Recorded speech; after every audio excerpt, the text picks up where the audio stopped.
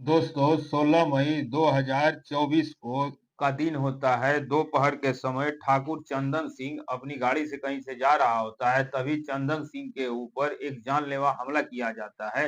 लेकिन इस हमले में ठाकुर चंदन सिंह की कोई हानि नहीं होती है, वह बच जाता है और तुरंत ही नजदीकी पुलिस स्टेशन पहुंचता है और वहां के दरोगा और एसपी साहब से जाके मिलता है और उनसे पूरी कहानी बताता है और उनसे कहता है कि आज दोपहर मेरे ऊपर जानलेवा हमला किया गया है और मुझे शक है आगे भी मेरे ऊपर इस तरह के हमले हो सकते हैं, इसलिए मुझे पुलिस प्रोटेक्शन की जरूरत है।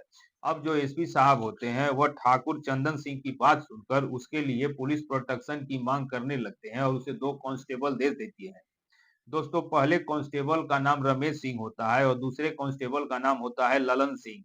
ये दोनों कांस्टेबल ठाकुर चंदन सिंह के साथ इसके घर पे पहुंच जाते हैं। ये दोनों कांस्टेबल 6 फुल हट्टे जवान लड़के होते हैं। ठाकुर चंदन सिंह की पत्नी थी जिसका नाम कविता सिंह होता है और इसकी उम्र 30 साल के करीब थी और देखने में ये इतनी खूबसूरत थी कि कहिए मत।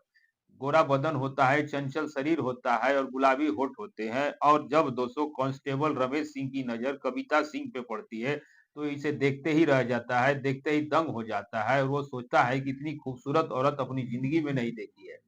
अब ये कविता सिंह भी जब दोस्तों कांस्टेबल रमेश सिंह को देखती है तो मोहित हो जाती है, मुस्कुरा देती है। अब कांस्टेबल रमेश सिंह इसको अपने प्रेम जाल में फंसाने में लग जाता है और 3 दिन का जब समय गुजरता है तो ये दोस्तों रमेश कांस्टेबल ठाकुर चंदन सिंह की पत्नी को अपने प्रेम जाल में फंसा लेता है, लेकिन ये मिलने के जुगाड़ में लग जाते हैं, लेकिन इन्हें उचित समय नहीं मिलता है और एक दिन वह समय आ ही जाता है। रात 10 बजे का समय होता है। ठाकुर चंदन सिंह बाहर से आते हैं, काफी ड्रिंक किए हुए थे, अपने कमरे में जाकर सो जाते हैं।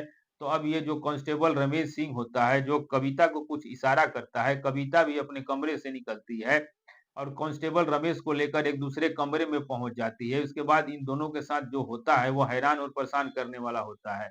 आखिर घटना के अंत में इन दोनों के साथ होता क्या है जानने के लिए इस कहानी में अंत तक बने रहिएगा, क्योंकि इस कहानी से आपको एक बहुत बड़ी सीख मिलने वाली है। बाकी हमारी आप लोगों से एक छोटी-सी रिक्वेस्ट है कि अगर आपने हमारे चैनल को सब्सक्राइब नहीं किया है, तो चैनल को सब्सक्राइब ज़रूर कर दीजिएगा और जितने भी हमारे दोस्त इस वीडियो को जहाँ से भी देख रहे हैं, कमेंट में अपना और अपने जिले का नाम ज़रूर लिखिएगा, ताकि आपके लिए वीडियो में आपका नाम लेने का प्रयत्न करूँ। तो चलिए बताते हैं दोस्तों की पूरी कहानी है क्या। दोस्तों आज की इस सच्ची कहानी की शुरुआत होती है उत्तर प्रदेश के गाजीपुर जिले से और इसी जिले के अंतर्गत एक गांव में ठाकुर चंदन सिंह रहा करता था। ठाकुर चंदन सिंह की उम्र 45 साल के करीब होती है। इनके 2 बेटे होते हैं और इसकी पत्नी नहीं थी, क्योंकि कुछ साल पहले इनकी पत्नी का देहांत हो चुका था। ये गांव का बहुत दबंग आदमी था और इसके बाद पैसे की कोई दिक्कत परेशानी नहीं थी, पैसा भरपूर होता है। ये थोड़ा याज टाइप का भी आदमी था और इसकी पत्नी नहीं थी, इस कारण ये बाहर अय्याशी किया करता था और ये दबंग टाइप का आदमी था और अक्सर लड़ाई झगड़ा भी किया करता था। ये गांव का दबंग होने के नाते, ठाकुर होने के नाते ये गांव की हर औरत को अपने पास सुलाया करता था और उनके ऊपर अपना रोब भी जमाया करता था। दोस्तों इसके बेटे इसको समझाने का भरपूर प्रयास करते थे और कहते थे कि अगर तुमको यही सब करना है तो दूसरी शादी कर लो। लेकिन दोस्तों ठाकुर चंदन सिंह किसी की भी बात नहीं मानता था और अपनी ही मनमानी किया करता था। इस तरह से दोस्तों काफी समय गुजर जाता है और दोस्तों चंदन सिंह एक शादी में गया हुआ था और वहां पे खाना खा रहा था, तभी ठाकुर चंदन सिंह की नजर एक महिला पे पड़ती है और जब चंदन सिंह इस महिला को देखता है तो देखते ही दंग रह जाता है, इसकी आंखें फटी की फटी रह जाती है और ये सोचने लगता है कि इतनी सुंदर औरत अपनी जिंदगी में नहीं देखी है। अब दोस्तों दोस्तों ठाकुर चंदन सिंह लगातार उस औरत को देख रहा था और जब बर्दाश्त नहीं होता है, रोक नहीं पाता है, तो उस औरत के पास चला जाता है और उससे बात करने की कोशिश करने लगता है। ठाकुर चंदन सिंह उस औरत से पूछता है कि तुम कहाँ से आई हो, तुम्हारा नाम क्या है, वह उसका परिचय जानने की कोशिश करने लगता है। तो अब जो ये औरत होती है ठाकुर चंदन सिंह को अपना परिचय बताती है और कहती है कि मेरा नाम कविता सिंह है और मैं पास के ही गांव से आई हूँ। अब ठाकुर चंदन सिंह उससे कहता है कि तुम्हारी शादी हो चुकी है। तो जो महिला थी कविता सिंह वो ठाकुर चंदन सिंह से कहती है कि 1 साल पहले ही मेरे पति का एक्सीडेंट में देहांत हो चुका है, मैं विधवा हूँ, मेरी एक बूढ़ी माँ है, मैं उसी के साथ रहती हूँ। अब ठाकुर चंदन सिंह जब कविता की ये बात सुनता है तो बड़ा खुश हो जाता है, इसे बर्दाश्त नहीं होता है और तुरंत ही कविता से कह देता है कि मेरी भी पत्नी नहीं है और मैं दूसरी शादी करना चाहता हूँ और तुम्हें अच्छा लगे तो मैं तुमसे शादी करना चाहता हूँ। अब दोस्तों जब कविता ये बात उसकी सुनती है तो बहुत चालाक थी, उसने भी घाट घाट का पानी पिया था तो उस चंदन सिंह से कह बैठती है कि तुम्हारे अंदर इतनी हिम्मत नहीं है कि तुम मुझसे शादी कर सको। अब चंदन सिंह को गुस्सा आ जाता है और अपने घर पे आकर सोच विचार करने लगता है और लगभग 4 दिन तक सोच विचार करने के बाद मन में ठान लेता है कि कविता से शादी करके ही रहेगा। तो अब वह कविता के घर पे पहुंच जाता है, उसकी माँ से बातचीत करता है, उसकी माँ को मोटी रकम दी जाती है, उसकी माँ मान जाती है। फिर वह कविता सिंह को ले जाकर एक मंदिर में शादी कर लेता है, उसके बाद अपने घर पे आ जाता है।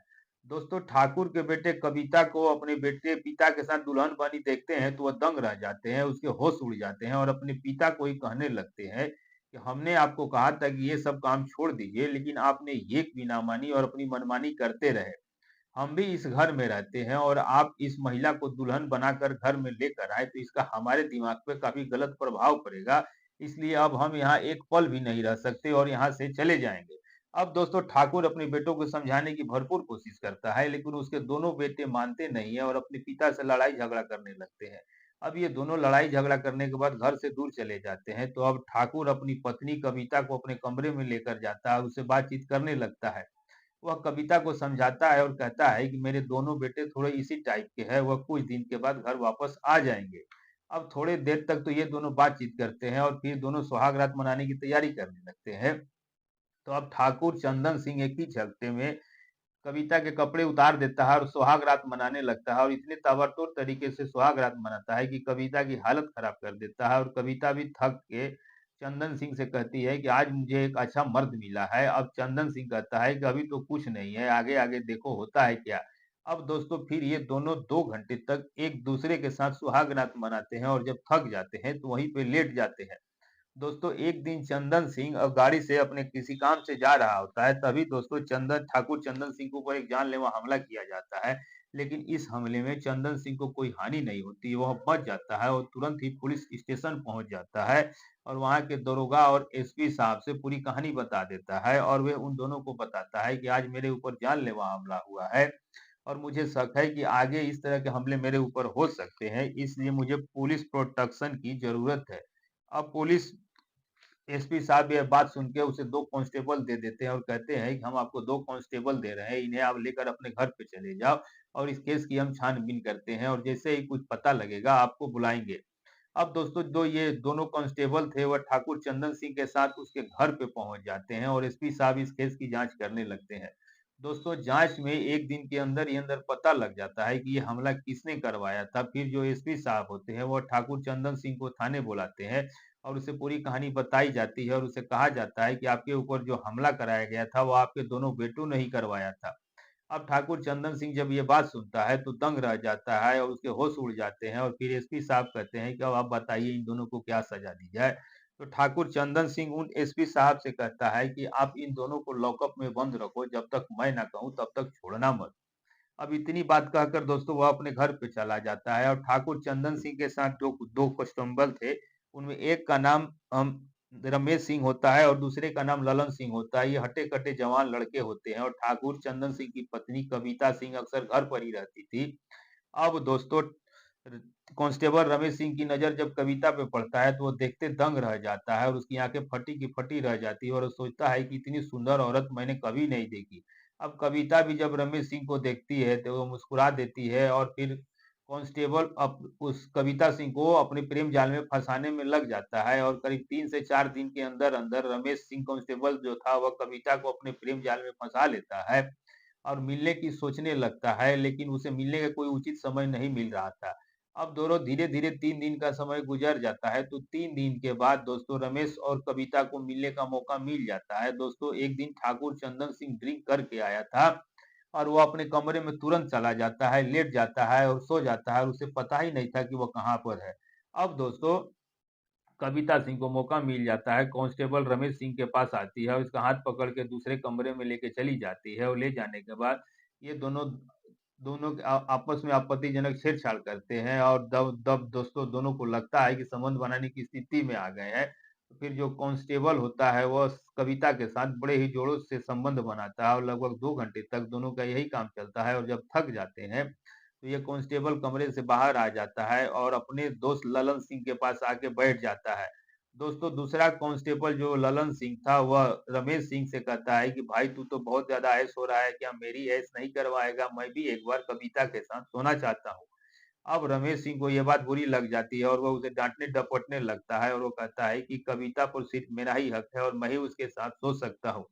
अब ललन सिंह को यह बात बुरी लग जाता है और वो अपने मन में गलत विचार आ जाता है और वह एक ऐसे मौके की तलाश करने लगता है। तो दोस्तों एक दिन ठाकुर चंदन सिंह ड्रिंक करके आता है और अपने कमरे में लेट जाता है और उसे कुछ पता ही नहीं था कि आज वह कहाँ है। तो आज कविता को मौका मिल जाता है और कांस्टेबल रमेश को बुलाती है, हाथ पकड़ के दूसरे कमरे में लेके चली जाती है। जो दूसरा कांस्टेबल ललन सिंह देख रहा था तो उसके अंदर भी आग लगी हुई थी कि वह भी कुछ ना कुछ करे। तो अब कविता उसे एक कमरे में लेकर चली जाती है, उसके साथ संबंध बनाने लगती है। तो अब ललन सिंह जो होता है, दूसरा कांस्टेबल जो होता है, उसे गुस्सा आ जाता है और वह तुरंत ही चंदन सिंह के कमरे में पहुंच जाता है और कुछ देर तक तो सोचता है कि चंदन सिंह को उठाया जाए या जगाया जाए या नहीं जगाया जाए।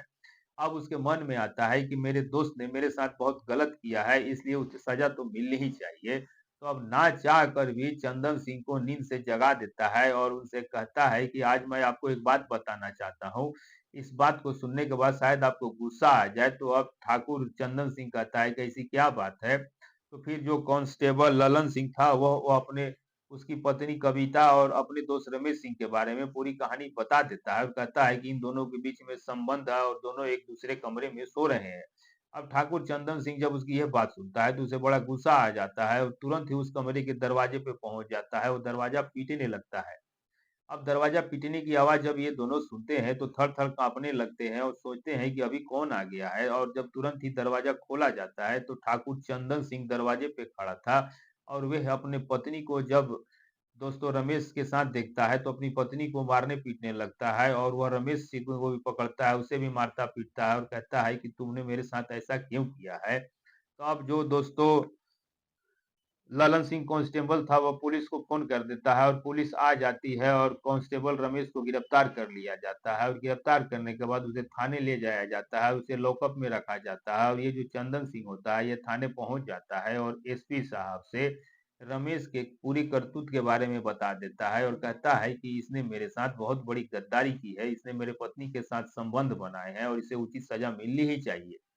अब जो एसपी साहब होते हैं दोस्तों, वह जब चंदन सिंह की यह बात सुनते हैं तो बड़े ही दंग रह जाते हैं और उन्हें बड़ा गुस्सा आता है और दूसरे कांस्टेबल से कहते हैं कि रमेश की बढ़िया से कुटाई की जाए। उसके बाद दोस्तों रमेश सिंह की बढ़िया से कुटाई की जाती है और उसके बाद इसे अदालत में पेश किया जाता है, जहाँ से इसे जेल भेज दिया जाता है और उसके बाद इसे पुलिस की नौकरी से भी निष्कासित कर दिया जाता है।